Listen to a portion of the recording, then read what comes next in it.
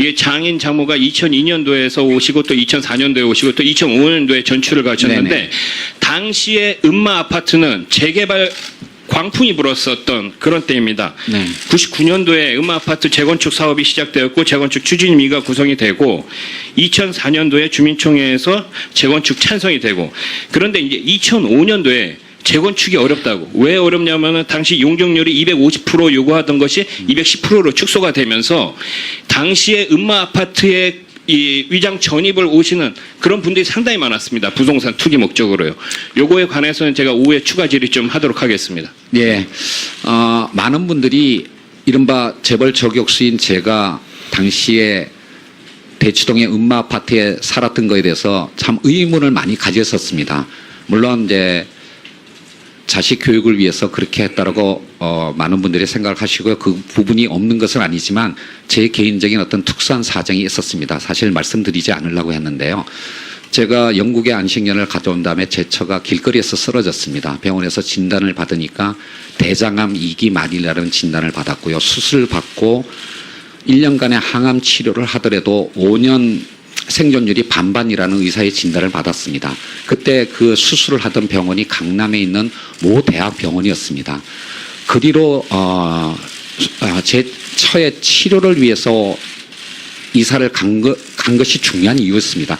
그런 상황이기 때문에 제가 음마 아파트에 살지 않으면서도 이사를 갔다 이렇게 위장 전입을 했다 이렇게 말씀하시는 거에 관해서는 참 제가 안타까운 마음을 갖고 있고요. 그러니까 이 부분에 관해서는 정말로 전세 계약서가 있었다면 충분히 소명이 됐을 텐데 불행히도 그것이 보관하고 있지를 못한데요. 다만 제가 그 음마 아파트에 관리비를 납부했던 은행 기록들은 갖고 있으니까 의원님께서 확인하실 수 있을 거라고 생각을 합니다. 자, 김성훈 의원님 수고하셨습니다. 다음은 더불어민주당이 존경하는 김혜영 의원님 질의해 주시기 바랍니다. 예, 부산 연제구 출신 김혜영 의원입니다. 예, 우리 후보자님께 질의 드리겠습니다. 네. 지금 현재 공정위 퇴직자 중에 상당수가 대형 로펌이나 대기업으로 다시 취업을 하고 있습니다. 저는 이러한 부분이 공정위 업무의 공정성을 저해할 수 있는 상당한 위험 요인이라고 생각을 하는데요. 이게 조금 다른 유사한 사례를 보면은 법원이나 검찰 출신의 변호사 같은 경우에 이러한 여러 가지 우려들 때문에 일정 기간 그 개업지를 제한하고 있습니다. 네. 이런 부분들과 관련해서 우리 후보자님께서는 어떤 생각을 가지고 계십니까? 예, 5급을 넘는 고위공직자에 대해서는 공직자윤리법에 의해서 재취업 심사를 하고 있고요. 5급 이하에 대해서는 내규로서 재취업 심사를 하고 있는 걸로 알고 있습니다. 물론 국민의 기대에 미치지 못하는 부분이 분명히 있을 거라고 생각을 하고요. 저에게 공정거래위원장으로 일할 기회가 주어진다면 이런 부분을 개선을 해서 국민의 신뢰를 얻는 데 노력을 하겠습니다. 다만 제가 이 자리에서 좀 말씀드리고 싶은 것이 하나 있는데 공정이 퇴직하신 분들이 로펌이나 기업에 많이 계신데요. 후배들을 사랑하시고 조직을 사랑하신다면 공정이 퇴직자들이 이제 현직에 있는 그 후배들에게 불필요한 또는 오해를 살 수 있는 연락을 취하지 말아 주셨으면 하는 당부에 좀 말씀을 드리겠고, 특히 비즈니스를 위해서 필요한 부분이 있다면 투명한 절차를 통해서 공개적으로 접촉해 주실 것을 공정위의 오비들에게 진심으로 당부드리고 싶습니다. 예, 알겠습니다. 우리 후보자님께서는 평소에 재벌 해체가 아니라 건전한 발전을 유도하기 위한 개혁, 이른바 유연한 재벌 개혁론을 말씀하셨지요. 네. 여기에 대해서 한번 좀 자세히 말씀해 주시지요. 예, 저는 지금까지 시민운동을 하면서 단 한 번도 재벌 해체라는 표현을 쓴 적이 없고 진심으로 그렇게 생각합니다. 왜냐하면 재벌 기업들은 한국 경제의 소중한 자산입니다. 다만 그 기업을 지배하는 지배주주의 사익 추구 행위 때문에 경제력이 오남용되는 문제가 있기 때문에 그런 차원에서 경제력 집중을 억제하면서 또 한편 지배 구조를 개선한다면 이 재벌 기업들이 한국 경제의 발전에 기여하는 그런 어떤 기업으로 거듭날 수 있다라고 저는 확신을 합니다. 예.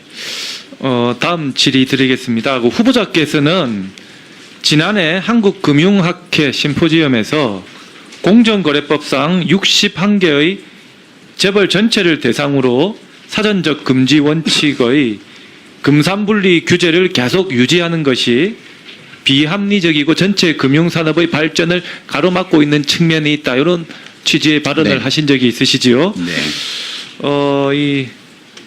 이 금산분리 강화에 대해서는 우리 더불어민주당에서는 정강 정책 차원에서 네. 저희가 지금 추진을 하고 있는데 이런 부분에 대해서는 어떤 생각을 가지고 계십니까? 예, 금산분리가 자본주의 시장 경제를 지키는 핵심적인 원칙이라고 하는 확신에 대해서는 변함이 없습니다. 더더군다나 여당의 중요한 어떤 정강 정책이라는 것도 잘 알고 있고요.